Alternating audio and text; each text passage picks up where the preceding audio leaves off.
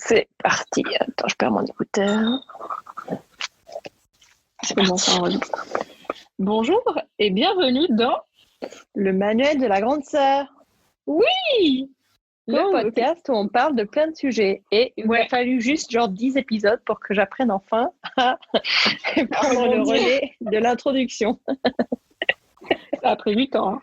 Ah bah oui, Franchement, écoute, je suis pas une rapide. Hein. Je suis pas une Ouais. rapide. Hein. je vois ça. Hein. De quoi on parle, Diane, aujourd'hui? Je sais pas, c'est toi qui as choisi le sujet, non? C'est moi qui ai choisi le sujet et je me suis dit, parlons de sport. Pourquoi Alors, Diane vient de faire une tête un peu bizarre, là, du style, quel sujet de bidon. Mais pourquoi tu as choisi ce sujet? J'ai choisi ce sujet parce que j'ai toujours été plutôt sportive. J'ai eu un peu des hauts et des bas sur les intensités de sport que je faisais, mais j'ai toujours été plutôt sportive. Et là, récemment, j'ai recommencé à prendre cette année des cours avec une prof de sport particulière. Et récemment, je prends des cours plus souvent, donc je fais 4 fois par semaine avec elle. Et je sais qu'on en avait un petit peu parlé avant, toi, que tu faisais du step et tout, mais j'ai réalisé qu'en fait, je ne savais pas si tu en faisais toujours, si ça avait une importance pour toi, si c'était quelque chose que tu cherchais à intégrer dans ta vie ou pas. Parce que moi, dans ma vie, c'est très, très important. Quand je ne fais pas de sport, je deviens super ronchon. En fait, c'est une façon de sortir toutes mes énergies un peu négatives. C'est mon instant de méditation, en fait. Quel que soit le sport que je fais, c'est un moment où je me concentre vraiment sur moi. C'est mon temps à moi, où j'ai pas à m'occuper de qui d'autre que ce soit. Et puis, c'est aussi un booster de confiance parce que plus tu t'améliores, plus tu deviens, tu vois, plus tu arrives à faire plus d'exercices ou mieux les exercices, plus tu as confiance en toi. Ça grandit. Donc, pour moi, je sais que c'est super important. Et quand je fais pas de sport et quand j'ai des moments où je fais pas de sport, ça n'a pas tant à voir sur mon poids, mon corps, etc. Mais c'est vraiment, ça m'aide à, voilà, un état d'esprit. C'est dans ma tête, ça m'aide à me sentir mieux.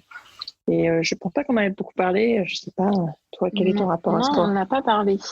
On avait peut-être parlé un petit peu dans le rapport au corps, mais ensemble, toutes les deux, pas trop. Alors, dis-moi. Moi, le sport, c'est pas toujours été un truc hyper qui m'attirait. C'est en termes de poids, mais j'ai jamais eu de problème de poids où on m'a dit il faut que tu perdes du poids, etc. Donc, j'ai jamais vraiment fait du sport pour faire du sport, ou pour avoir un objectif derrière. C'est vrai qu'au lycée, quand j'allais pas très bien, on m'avait dit fais une activité sportive, ça va t'aider un peu à lâcher prise et à déconnecter. Et c'est sûr que ça m'avait beaucoup aidé. Je faisais du step, voilà, une fois par semaine. Et puis après, ça allait mieux surtout. J'avais fait un peu de yoga au lycée. Et puis je crois que j'ai continué le step jusqu'en terminale, j'en faisais encore.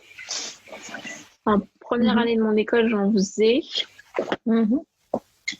En deuxième année, je crois que j'ai commencé à arrêter en deuxième année. Je crois que c'est ça, ouais. En deuxième année, j'ai commencé à arrêter parce que j'avais plus le temps et parce que ça me procurait plus autant de plaisir qu'avant. Au bout d'un moment, il n'y avait pas une super ambiance dans le club de sport où j'allais. Donc, je me suis dit, je ne vais pas me forcer à y aller si ça ne me fait pas plaisir d'y aller.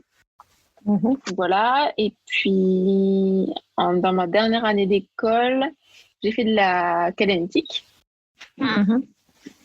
Peut-être on peut expliquer un peu ce que c'est la Kala. La Kala, c'est un peu un mix de yoga et de pilates, je dirais. Ouais, c'est ça. C'est un petit peu un mix de ces deux pratiques. Et parce que c'était une prof qu'on connaissait depuis longtemps, et que ma mère et ma mère, en fait, qui est un peu dans la famille. Et puis, elle faisait aussi, parce qu'elle faisait en même temps une formation pour être sophrologue.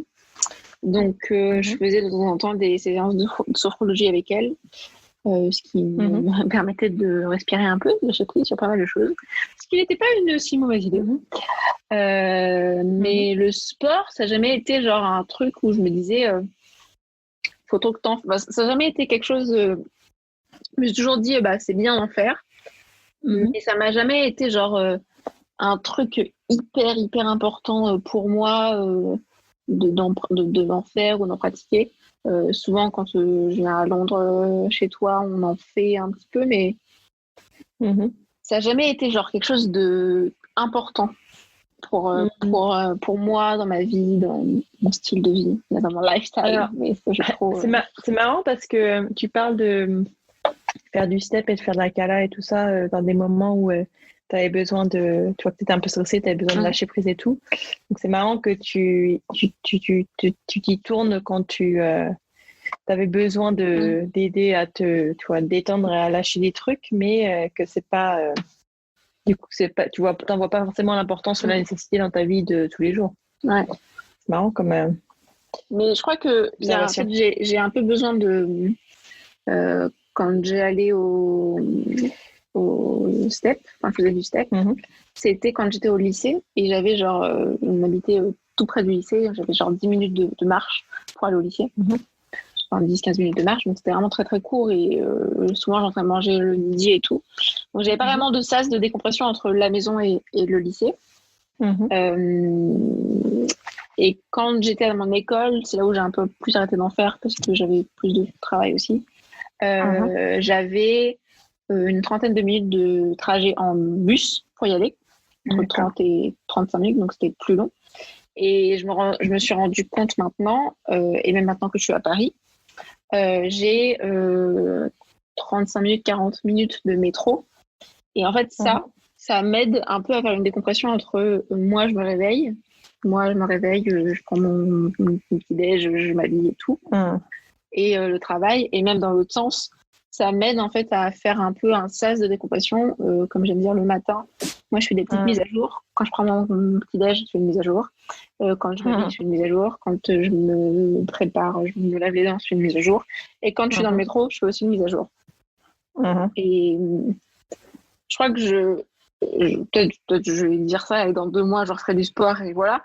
Mais je pense que j'ai juste besoin de temps et c'est juste un temps que je m'accorde et le temps que je m'accorde quand je suis dans le métro, que je m'accorde. Pas un temps que je m'accorde, c'est un temps qui est vraiment pas obligé. Sinon, je sais comment je fais. Mais le temps que j'ai et que je prends quand je suis dans le métro, c'est un temps de alors, j'ai quoi à faire aujourd'hui? Comment ça s'est passé? Quel jour on est? Qu'est-ce que j'ai comme truc? Faut que j'envoie un message à telle personne, faut que j'envoie un petit message à Lucie pour savoir comment ça va, pour qu'elle m'envoie la citation, pour qu'elle m'envoie le sujet. Après, il y a une différence j'ai l'impression qu'il y a une différence entre, tu vois, prendre le temps de faire le point, de faire le point sur ta journée et tout, et l'effet de décompression que tu as, tu vois, quand de faire du sport, c'est aussi quelque chose qui aide à évacuer, tu vois, qui bouge ton corps. Donc, il y a évidemment des bienfaits physiques énormes, mais pour moi, c'est aussi des bienfaits mentaux. Quand tu bouges ton corps, t'évacues des trucs qui sont pas forcément juste de faire le point sur la journée, qui sont aussi, tu vois, c'est comme de soupirer un grand coup. C'est, tu vois. Donc, c'est intéressant. C'est intéressant. Je savais pas que. Et toi, c'était comment le sport? Comment t'es arrivée au sport? J'avais toujours fait. Je me souviens pas d'un moment où j'en faisais pas en fait. J'ai fait l'équitation, j'ai fait du patinage artistique, j'ai fait du tennis. J'ai toujours été un peu active. J'ai souvent fait de la cala. J'ai souvent. Tu vois, j'ai dit à courir. C'est quelque chose qui a toujours été une partie. Je me suis jamais trop posé la question en fait. Je pense que déjà comme bon, quand on grandit, c'était plein d'activités, puis je tombais souvent naturellement sur des activités sportives par intérêt. Et puis quand j'ai commencé à beaucoup bouger, le sport c'était aussi une façon c'était aussi ça avait un aspect social, tu vois. Quand arrives dans une ville, tu connais personne, de faire des activités comme ça te permet de rencontrer des gens, ça te permet de créer du lien et tout. Donc moi j'ai toujours été sportive et c'est vrai que je me renseigne beaucoup et je m'informe beaucoup sur les bienfaits du sport, l'impact que ça peut avoir sur le physique, sur le mental. Et c'est vrai que bon, toi, t'es jeune encore. Moi je trouvais que quand j'avais, tu sais, dans mes années, de ma vingtaine, j'avais moins, tu vois, t'as plein de, tu peux faire plein de trucs, tu te poses même pas la question, tu vois, tu peux pas dormir de la nuit et puis aller en cours le lendemain. Tu peux faire la fête, tu vois, dormir 1 heure. Non, pas toi, mais tu peux, t'as plein de choses où en fait ton corps, ton esprit, enfin ton corps surtout Enfin, mon expérience, c'est qu'il y a plein de choses, tu n'y penses même pas, tu vois, tu n'y réfléchis même pas. Et en fait, quand tu avances dans les années 20 et que tu approches de la trentaine, ton corps change, en fait. Si tu t'entretiens pas, que ce soit ton corps, ta peau, tes cheveux, etc., ton corps, en fait, a beaucoup plus de mal à... Tu peux faire du sport à tes cheveux? Hein? Non, mais je veux dire... Non, mais des questions d'entretien en général. Ton corps a du mal à juste à se remettre à la case départ sans que tu fasses rien en fait. Et je réalise, tu vois, depuis que tu vois, j'ai approché de la trentaine, moi j'ai passé la trentaine, si je fais pas de sport pendant 1 semaine, 2 semaines, je le sens, tu vois, mon corps tu vois, se plaint.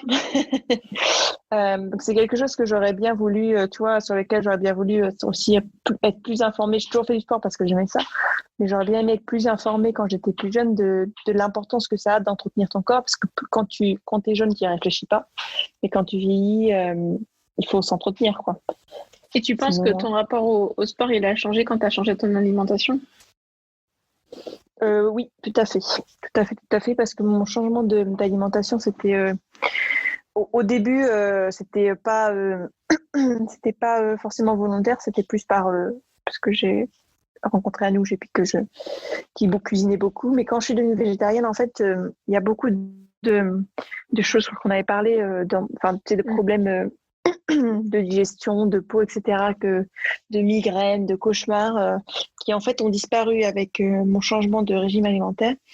Et ça m'a fait complètement revoir mes habitudes, tout ce qui touchait à mon corps et mon esprit, en fait, toutes mes habitudes, et ça inclut mes habitudes sportives, d'apprendre à m'entretenir, d'apprendre à être saine de corps et d'esprit. Et donc, j'ai commencé à faire du sport, mais de façon plus consciente, en fait. Avant, j'en faisais parce que j'aimais bien jouer au tennis, j'aimais bien faire du kickboxing, j'aimais bien courir. Enfin, tu vois, j'aimais bien faire des trucs. Je faisais parce que j'aimais bien. J'y trouvais du plaisir, mais en fait, quand je changeais mon régime alimentaire, ça m'a fait faire du sport et m'entretenir d'une façon plus consciente, de réaliser en fait que le fait de prendre soin de soi, ça a aussi un impact énorme sur toi, donc le faire de façon plus informée et plus consciente. Mais c'est sûr. Mais tu t'es toujours dit que le sport, c'était quelque chose qui était bien pour toi. À aucun moment, tu t'es blâmé à te dire je fais du sport pour les autres. Non, c'était toujours quelque chose de très personnel. Après, je me suis auto-blâmée. Il y a eu des passages dans ma vie, je fais du sport pour perdre du poids, je fais du sport pour rentrer dans ces vêtements. C'était de courte durée. J'ai toujours fait du sport vraiment par intérêt et par plaisir. C'est juste que mon rapport a changé je le fais de façon plus informée, plus éduquée, plus consciente. Maintenant, je comprends comment ça marche. Je suis plus informée dessus. Je suis plus informée sur, tu vois, comment ton corps réagit, sur comment tes muscles réagissent, le processus de repos des muscles, etc. Donc, et comment te nourrir de façon à ce que ta performance quand tu fais du sport soit meilleure, quoi. Donc, oui, je suis plus informée, plus éduquée. C'est quelque chose qui m'a beaucoup... je trouve que j'aurais bien voulu apprendre plus tôt, tu vois, parce que et c'est quelque chose qui manque aussi sur les jeunes d'aujourd'hui. Enfin, tu vois, quand on en parle, bah oui, mais enfin, tu vois, quand on en parle, toi, tu reconnais quand tu étais stressé, quand tu étais, etc., ça te faisait du bien, mais c'est pas quelque chose que tu vois, si c'est convenient, si c'est jouable et que c'est facile d'en faire, t'en ferais bien, mais c'est pas quelque chose où tu irais en dehors de ton... Enfin, tu vois, qui ferait des efforts énormes pour en faire... c'est surtout, je m'en suis rendu compte que mon temps était très très précieux il y a pas si longtemps, enfin, pas si longtemps, je sais quelque chose sur lequel je travaille beaucoup, de genre arrêter de tout calculer en termes de temps et tout. Mais il y a quelques mois, j'ai commencé à avoir une psy parce que j'avais réussi à trouver quelqu'un, parce que ça faisait, quand j'étais arrivée à Paris, quand je suis arrivée à Paris, je me suis dit j'aurais bien reprendre une psychologue ou une psychiatre, quelqu'un avec qui je peux parler et puis qui puisse me conseiller et puis qui me faire travailler sur plein de choses. Et je m'en suis rendu compte que vraiment j'accordais énormément de temps au temps, énormément de temps au temps, énormément d'importance au temps, voilà, je vais y arriver. Parce que comment j'ai réussi à en trouver une, c'est parce qu'elle faisait des consultations en visio. Elle habitait à Montpellier, j'allais pas faire des allers-retours à Montpellier à chaque fois, mais c'est pas parce qu'elle était à Montpellier elle faisait des visios comme des visios dans son cabinet. Et je me suis dit, bonne astuce, comme ça j'ai pas à faire je sais pas combien de minutes de métro pour aller trouver une psy qui est à l'autre bout de Paris, qui peut être très très très bien, mais qui est à l'autre bout de Paris. Donc les visios, puisque je les faisais quand je voulais, je prenais mon rendez-vous et tout. Et je crois qu'il y a aussi ça, c'est-à-dire que j'ai du mal encore à me dire je vais consacrer un temps, même le week-end, à me dire je vais faire quand même, même si pour moi le sport ou l'activité physique c'est quand même quelque chose que je fais pour moi, mais ça veut dire qu'il faut que je me déplace, ça veut dire qu'il faut que je prenne du temps pour cette activité. Et je crois que j'ai encore du mal à me dire c'est quand même pour moi, quoi. Mais après, je crois que c'est une question de priorité parce que tu as aussi plein de choses, je suis sûre. Tu as aussi plein de choses que tu fais ou peut-être, tu vois, genre tes entretiens ou tes interviews que tu fais pour Belle Personne, par exemple. Tu te poses même pas la question, je suis sûre de te dire faut que j'aille jusque-là, faut que je fasse ceci, faut que je fasse cela. Tu n'y réfléchis même pas, tu vois, tu priorises ça dans ta tête. C'est une question de priorité aussi, je trouve. La chose que je m'efforce à plus dire, c'est j'ai pas le temps. Parce que j'ai le temps. Il y a plein de temps partout, il y a tout le temps. Mais je choisis d'utiliser ce temps d'une certaine manière et je choisis de décider mes priorités d'une certaine façon qui fait que je ne prends pas le temps plutôt que je n'ai pas le temps. Donc c'est aussi je pense une question de priorité aussi. Et si pour toi, te faire du sport, c'est pas quelque chose qui devient une priorité, important, voilà. Dans ce cas-là, important d'ailleurs. Voilà. La petite blague du soir. Peut-être jeune. Donc oui, moi je vous fais plaisir de m'entendre. Je trouve que c'est quelque chose.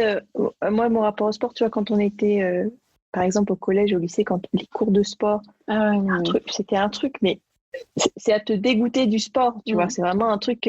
C'était la corvée quand il fallait faire des tours de piste. Enfin, tu vois, c'était vraiment un truc qui ne donnait pas envie et qui ne donnait pas la passion du sport. Et c'est quelque chose, je ne sais pas si c'est la façon dont ils en parlaient ou si c'est juste quand tu vois les profs de collège et de sport, de lycée, et tous envie de se tirer une balle. Mais peut-être que c'est une question de contenu, une question d'approche, mais c'est quelque chose qui aurait été super intéressant d'utiliser pour parler de nutrition, pour parler des bienfaits du sport, pour trouver une approche qui donne envie d'en faire et de te motiver. C'était le cours de sport, c'était le truc tous ceux qui arrivaient à avoir des mots de parents, de docteurs pour c'était le Graal, le Saint Graal. Et donc c'est marrant et on en parlait dans pas mal d'épisodes. C'est marrant, le système éducatif, c'est aussi je trouve une failure, pas un succès, un échec. Au contraire de succès, un échec. Un échec, merci. C'est vraiment un échec du système éducatif, je trouve. Ils te font faire les choses parce qu'il faut les faire. C'est que français? Ah non, c'est ici aussi. Physique, ça s'appelle éducation physique ici. C'est pareil, tout est pareil. C'est vraiment les profs de sport, ils sont au fin fond de la chaîne alimentaire du système éducatif. C'est que des trucs. Encore une fois, c'est des corvées. Et après, je sais qu'il y a des profs. Ça dépend aussi du prof que tu as qui te donne envie. Mais je pense que c'est un petit peu générique et c'est dommage. C'est vraiment dommage de. c'est vraiment dommage que les jeunes ne soient pas aussi éduqués et que l'importance du sport et le plaisir du sport ne soient pas une priorité non plus, quoi. C'est malheureux, je trouve. Oui, c'est bien malheureux. Mm-hmm. En parlant de malheur, peux-tu nous dire ta citation? C'est super positif, Lucie. Belle transition. Écoutez, j'ai essayé de faire quelque chose. Moi, c'était une citation. Alors, j'en ai pas trouvé l'auteur. Je crois que c'est un proverbe surtout. C'était un esprit sain dans un corps sain. Mm-hmm. Parce que je trouve, c'est ce qu'on disait, c'est que souvent on fait du sport, enfin même dans la société, c'est beaucoup faire du sport pour perdre du poids. Mais je pense que si on se pose d'abord la question de qu'est-ce qu'on a envie que ça nous procure, ça nous procure,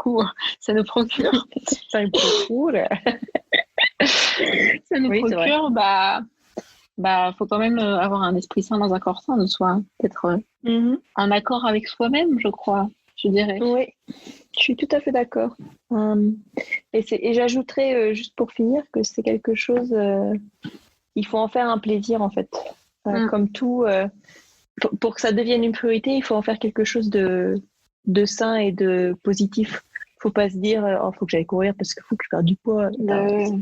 Si tu continues à te forcer à faire un truc que tu n'as pas envie de faire, jamais tu tiendras ta distance. Il faut te dire allez, aujourd'hui, je vais courir parce que c'est mon temps à moi, tu vois. Je m'écoute un livre audio, je m'écoute de la musique. Ou si tu as vraiment envie de tu te donnes un objectif, tu as vraiment envie de l'atteindre. Moi, c'est ce que je fais avec Marie. Je ne suis pas dans le sport, mais on se motive nous-mêmes à faire des trucs. Faut se lancer avec quelqu'un. Parce que t'es beaucoup plus investi que si tu te donnes le challenge à toi-même. Ah ouais. Ouais, je suis tout à fait d'accord. Moi, quand je me suis remise à courir l'année dernière, j'avais une copine qui s'était déjà mise à courir, qui courait beaucoup, qui m'a motivée en fait. On courait pas toujours ensemble, il y a des fois on l'a fait, mais elle me disait allez, ce soir tu vas courir, tu m'envoies un message quand tu as couru, et une fois que tu as couru, même si tu as galéré à fond, de recevoir un message allez, c'est bien, c'est super, bravo. Félicite-toi. Et moi, je l'ai fait à d'autres copines, tu vois, quand je me suis remise à courir et que j'avais des copines qui disaient, je sais pas, je lui dis, écoute, aujourd'hui, tu vas courir. Même si tu cours 5 minutes, tu vas courir et quand tu as fini, tu m'envoies un message. J'attends ton message. Ouais, c'est petite victoire et d'avoir des gens qui te soutiennent. Et c'est ça qui est bien aussi d'avoir une prof de sport, c'est que c'est quelqu'un qui te force, qui t'encourage, qui t'oblige, qui t'encourage, qui te motive, tu vois, qui célèbre les petites victoires quand tu arrives à faire un exercice mieux ou plus longtemps qu'avant, tu vois. Tout à fait, le faire trouver quelqu'un pour le faire ensemble, c'est carrément une façon de bien commencer, de se motiver. Lucie, qu'est-ce qu'on fait si on a aimé cet épisode?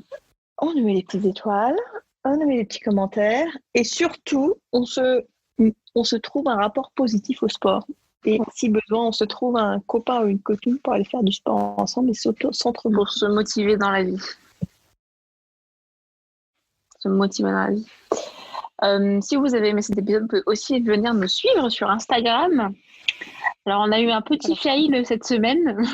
Mais oui. Il y a eu une photo qui n'était pas publiée parce que je ne savais pas quoi mettre et que je me suis rendu compte mardi quand l'épisode est sorti. J'ai dit ah merde. Donc bon voilà, c'était un petit fail. Je sais pas comment. Personne ne s'est plaint alors. Oui, ça va. On n'a pas eu des haters qui nous ont envoyé des messages. Comment ça, il n'est pas là la photo? On n'est pas encore au niveau de se faire troller, ça va. Faire troller. Donc voilà, on vous souhaite une belle journée ou une belle fin de journée. Belle fin de journée. Tout à fait. On vous dit. Alors, pas la semaine prochaine, je pense. Parce que moi, alors, petite histoire. Je finis mon stage cette semaine. Et dimanche prochain, jusqu'à samedi d'après, je pars en vacances à Bordeaux. Donc, je pense qu'on ne pourra pas faire d'épisode. Alors, Diane, ça y est, tout tombe à l'eau. Et bien, écoutez, ça te donnera une semaine de plus pour trouver un sujet qui tue. Voilà.